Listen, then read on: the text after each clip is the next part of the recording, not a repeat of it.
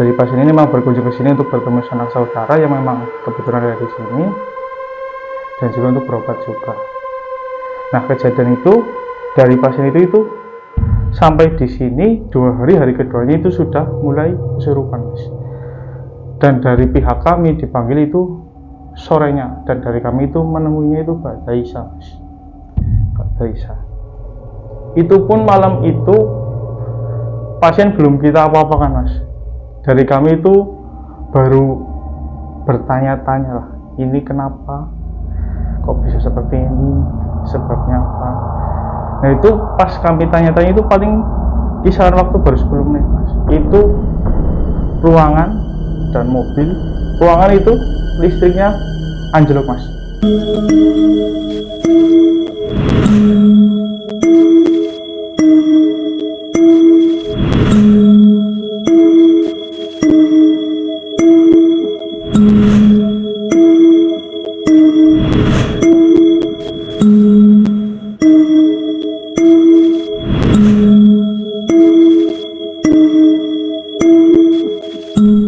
Assalamualaikum warahmatullahi wabarakatuh.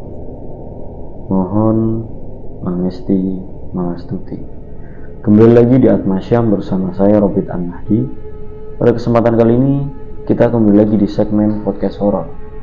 Untuk podcast horor pada kali ini kita sudah mendatangkan seorang narasumber yang bersedia untuk membagikan ceritanya di Atmasyam.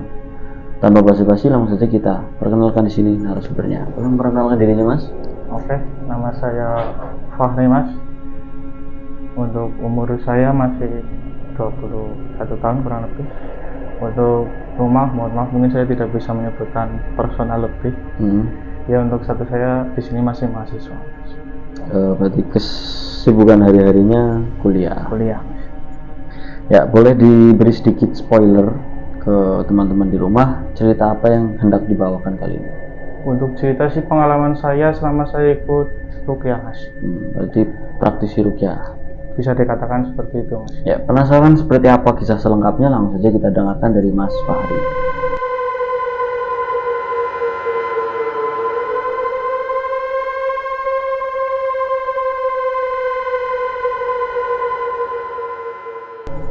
Ya, untuk ini sih ada 2 kejadian, Mas. 2 kejadian di 2 tempat. Yang memang di sini bisa saya ceritakan. Untuk di tempat yang pertama itu masih di sekitaran desa, salah satu desa di Kecamatan Kemeranjen, dimana saat itu saya memang diajak untuk membantu meruqyah orang, dan orang itu bukan asli orang Jawa, Mas, dari luar Jawa. Memang dia mau berkunjung ke sini juga menemui sanak saudaranya, bukan hanya berkunjung tapi juga ingin berobat. Karena latar belakang dari si pasien ini memang dari kami menanyakan kepada pasien itu, dari pihak keluarga memang sudah curiga dengan pasien ini ada perilaku yang memang dalam tanda kutip, Mas.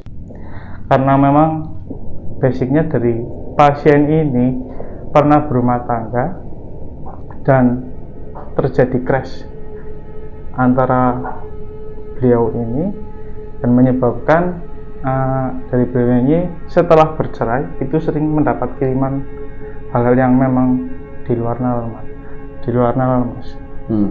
Dapat dikatakan ini tidak masuk akal seperti itu. Nah, dari pasien ini memang berkunjung ke sini untuk bertemu sanak saudara yang memang kebetulan ada di sini, dan juga untuk berobat juga. Nah, kejadian itu dari pasien itu sampai di sini 2 hari, hari keduanya itu sudah mulai kesurupan, Mas. Dan dari pihak kami dipanggil itu sorenya, dan dari kami itu menemuinya itu Mbak Daisa, Mas. Mbak Daisa. Itu pun malam itu pasien belum kita apa-apakan, Mas. Dari kami itu baru bertanya-tanya lah, ini kenapa, kok bisa seperti ini, sebabnya apa. Nah itu pas kami tanya-tanya itu paling kisaran waktu baru 10 menit, Mas. Itu ruangan dan mobil, ruangan itu listriknya anjlok, Mas. Anjlok, mati. Dan mobil itu, alarm mobil itu bahasanya apa itu, Mas? itu bunyi mas. Iya. Padahal mobil kan di luar dari aliran itu loh mas. Itu bunyi mas. Itu kejadian 2 kali. Tapi pas malam itu memang belum di apa namanya, belum kami tindakan, belum kami ini tindak si pasien ini, belum kita ruqyah, belum kita pegang, belum apa. Nah hari besoknya baru kita pegang mas. Itu sore mas, sekitar jam asar. Pada asar kita temui ke sana karena memang udah parah mas. Parahnya itu dari pas kami malam itu datang ke situ sampai sore itu dalam posisi kesurupan mas. Nggak sadar, iya. Dan itu pun tenaga memang luar biasa mas. Padahal kan kalau mungkin manusia biasa dalam keadaan perut kosong harusnya kan lemas. Iya. Itu tenaga masih besar banget mas. Nah itu mulai kita lakukan tindakan itu pas pada dasar itu mas. Kita tindakan paling baru 10 menit itu mas. Kejadian lagi seperti yang malam mas. Lampu anjlok, mobil bunyi mas. Dan dikira di situ kami memang sudah tidak kondusif dan ditakutkan juga nanti warga malah berkerumun dan takutnya kami juga ada fitnah yang tidak. Akhirnya kami putuskan untuk kita bawa ke tempat majelis kita mas. Gitu mas. Tapi memang daerah itu yang kami dari pasien tempat itu yang kita lakukan tindakan itu memang sudah terkenal horor sih mas. Teman saya ada sih yang pernah bekerja di situ sebagai tukang bangunan, itu pun itu pada zuhur mas, kan masih siang-siang itu mas. Itu dipanggil suruh turun, padahal di situ nggak ada orang mas. Terus juga sering kedengaran suara ramai mas, seramai orang padahal di situ nggak ada orang. Posisi teman saya itu sendiri mas. Itu mas. Nah, untuk saya mau nanya dulu ini sebelumnya. Jadi untuk perempuan ini berarti jatuh mulai sakit-sakitan itu sebelum ke Jawa. Sebelum ke Jawa. Dari sana, terus di sana itu udah mencoba melakukan pengobatan atau belum? Di sana itu belum mas. Berarti nggak ada penanganan sama sekali. Belum. Baik dari medis dan non medis. Iya. Tapi dari medisnya ada nggak itu? Dari medis sempat kami tanyakan, sempat dibawa ke medis, itu normal mas. Karena orang-orang seperti itu biasanya kan dugaannya ke penanganan yang nyuwun sewu mas, yang ya gila. Nah, itu normal mas. Cuma memang sering dapat kiriman-kiriman itu mas. Nah itu ada nggak sih semacam gejala-gejala yang ditunjukkan sebelumnya kayak kesurupan gitu, misal bengong dulu atau yang ngapain dulu biasanya terus baru kesurupan? Nah kalau itu yang kami tanyakan dari pasien itu memang yang sering itu bengong mas, bengong, dan dia sering tidak pikirannya kosong mas. Itu. Nah terus kan itu di luar Jawa, dia itu kerja juga berarti kan? Iya. Kerja. Nah di sana tinggalnya sendiri atau ada orang lain yang nemenin? Bersama keluarga itu. Oh bersama keluarga lengkap. Ayah ibu masih ada? Masih. Nah itu setelah akhirnya kan tadi diobati, dibawa ke majelis, akhirnya nemu nggak sih solusinya itu kenapa atau pak siapa yang ngirim mungkin? Itu kami lakukan tindakan itu mas, itu pun enggak sebentar itu mas, kita bawa ke majelis itu pada maghrib, itu sampai jam 12 malam itu baru sadar mas. Itu pun dari pasien nggak lemes nggak apa, seperti orang biasa itu mas. Emang tenaganya itu kencang banget mas, bisa dikatakan ini lebih dari bukan asli tenaganya mau itu perempuan sih mas, tapi lebih besar dari tenaga orang laki-laki itu mas. Kita lakukan tindakan itu lama, dikatakan lama itu mas. Mau sempat kita saja yang di situ sempat dipukuli juga sih mas, orang dipegang apa nggak bisa sih mas. Nah itu posisi jam 11 itu mas mulai sadar, juga udah dari pasiennya sendiri pun udah ya mungkin dikatakan jinnya udah ini ya mas, udah nggak ada dayanya. Udah mulai sadar, terus kita mandikan, masuk, kita kasih duduk itu pasien, udah normal biasa mas.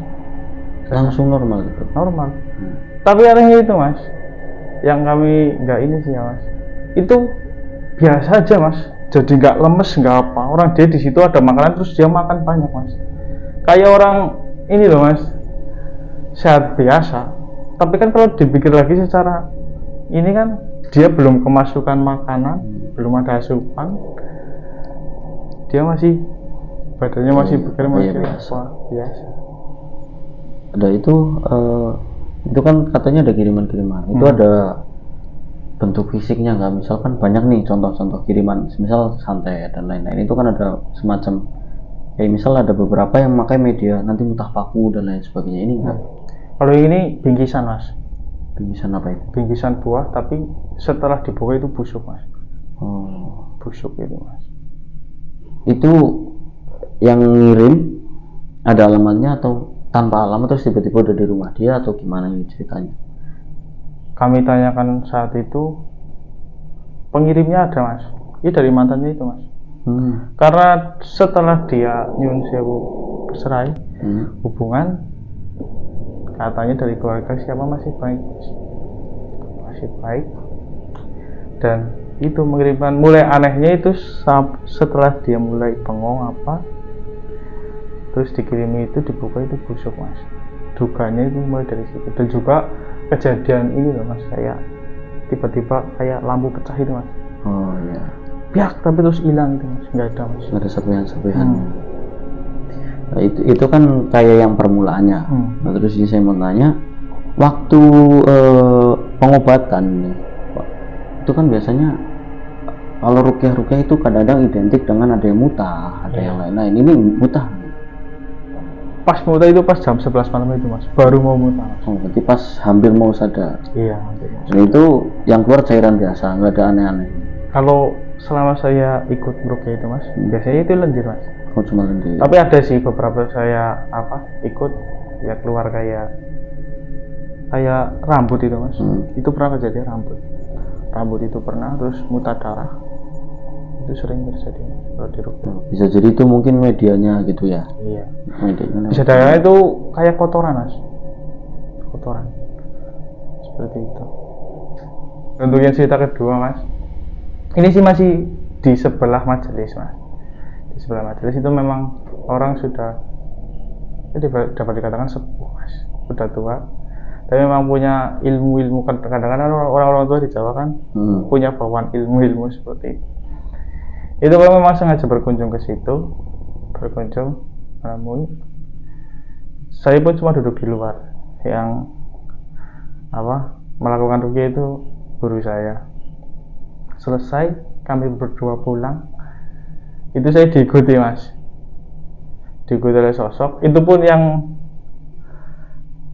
yang kerasa, bahasa Jawanya kerasa ya. Kerasa itu bukan hanya saya, guru saya pun kerasa. Tapi memang kita nggak peduli itu, yang ikutin sudah, biarin aja.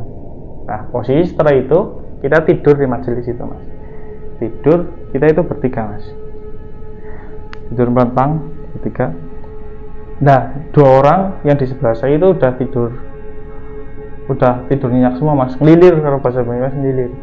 Saya itu tidur masih setengah-setengah mas, jadi masih setengah-setengah sadar. Nah itu posisi saya mau tidur, udah mau ini ngelilir lah bahasa Banyumasnya, udah ini nyenyak. Iya nyenyak. Saya itu dengar suara kayak letusan itu loh mas. Petasan yang lebar itu, yang besar-besar, mercon leo kalau di sini nyebutnya. Bom bunyi. Iya. Dem. Kaget saya mas. Saya tanya ke samping saya 2 orang, pada dengar, cuma senyum dong mas.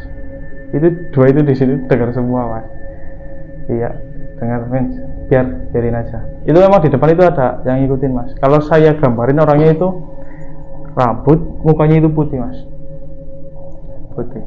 Nah itu kan tadi sempat kedengeran bunyi semacam petasan, tapi itu di situ lagi benar-benar nggak ada apa-apa. Nggak ada apa-apa mas. Malam sepi berarti gitu. Iya. Tapi 3 orang itu dengar semua mas. Dan di depan itu ada orang. Kami tanya itu pada dengar suara itu, ada enggak?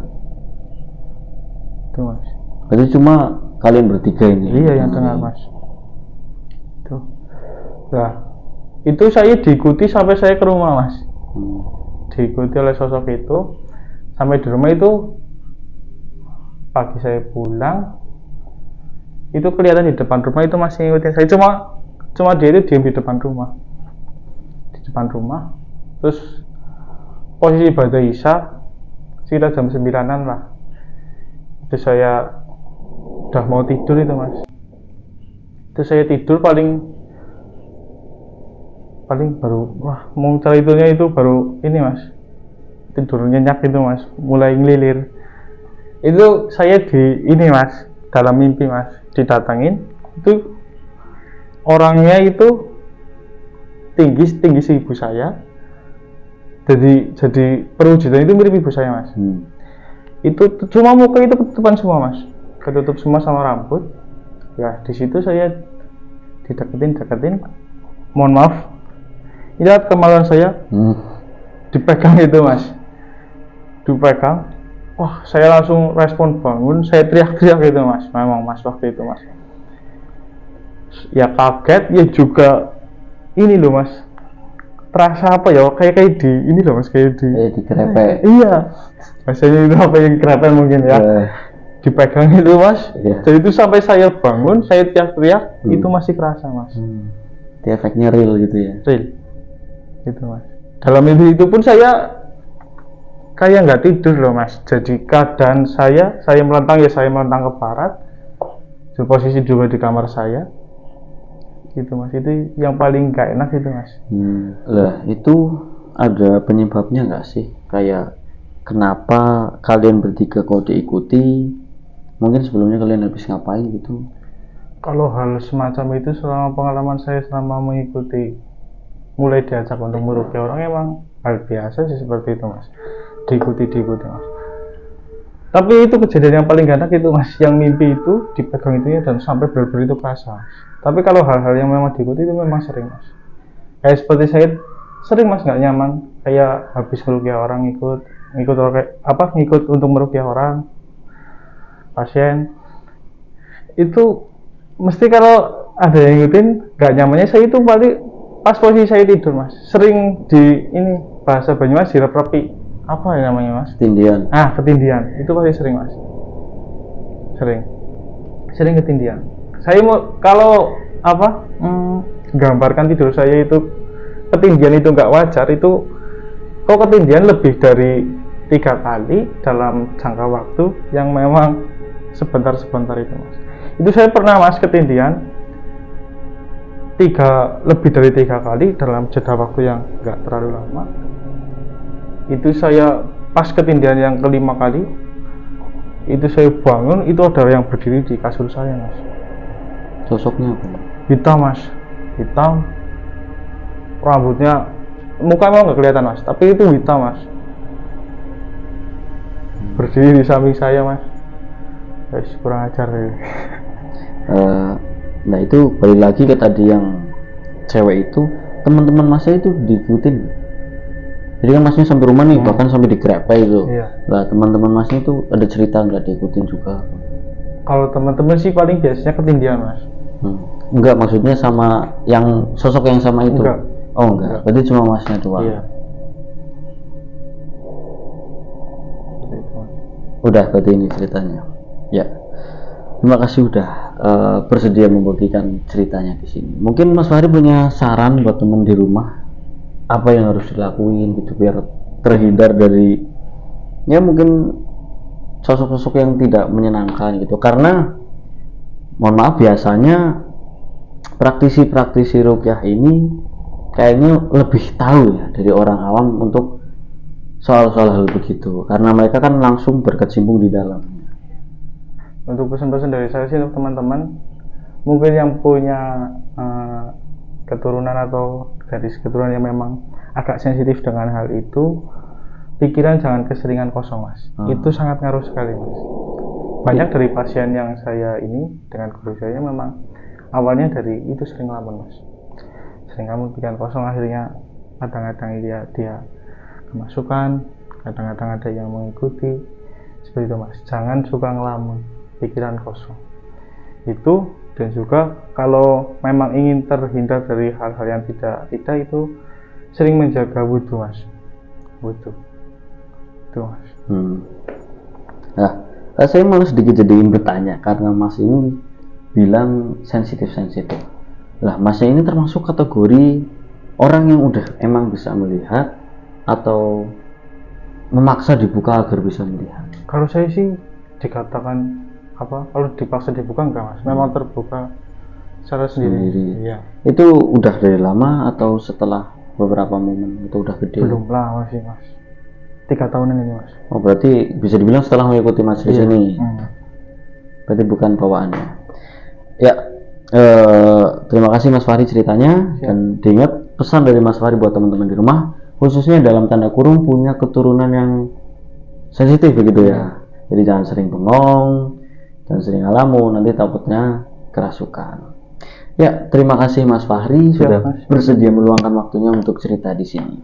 Terus semoga nanti next bisa cerita lagi di sini. Siap. Dan buat teman-teman di rumah yang punya cerita horor atau misteri dan bersedia untuk membagikannya di channel kami, bisa langsung saja kirim ceritanya ke email kami di bawah atau DM Instagram kami. Terima kasih sudah menonton. See you next time. Keep shine behind you. Wassalamualaikum warahmatullahi wabarakatuh.